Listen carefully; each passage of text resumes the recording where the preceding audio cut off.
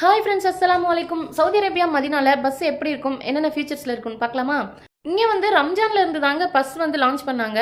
கிட்டத்தட்ட 1 மந்த்துக்கு மேலே ட்ரையல் ரன் தான் ஓடிச்சு. அதாவது எந்த பேசஞ்சருமே ஏற்ற மாட்டாங்க. ஆனால் வந்து பஸ்ஸு எல்லா ரூட்லேயுமே போகும், எல்லா ஸ்டாப்லேயுமே நிற்கும்.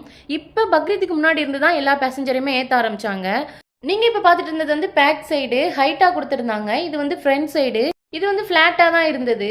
நம்ம ஊர் மாதிரி கண்டக்டர் இங்கே இருக்க மாட்டாங்க, கார்டு மூலமாக தான் பே பண்ணணும். 2 டோர் கொடுத்துருந்தாங்க, ஃப்ரண்ட் சைடு ஒன்று பேக் சைடு ஒன்று அப்படின்னு 2 டோர் கொடுத்துருந்தாங்க.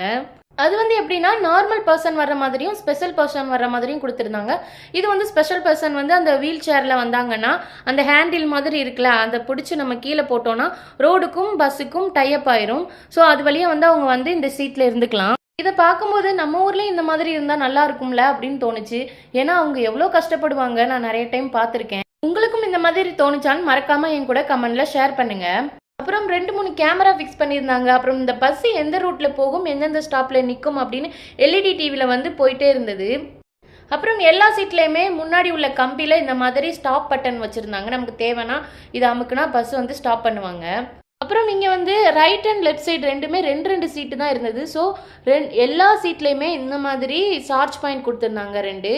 அப்புறம் இது வந்து ஏசியோட அட்ஜஸ்ட்மெண்ட்டுங்க, கூட்டி குறைச்சி வச்சுக்கிற மாதிரி இருந்தது. அப்புறம் வந்து ஒவ்வொரு ஸ்டாப்பில் பஸ்ஸு போய் நிற்கும் போதும் அனௌன்ஸ்மெண்ட் பண்ணுவாங்க.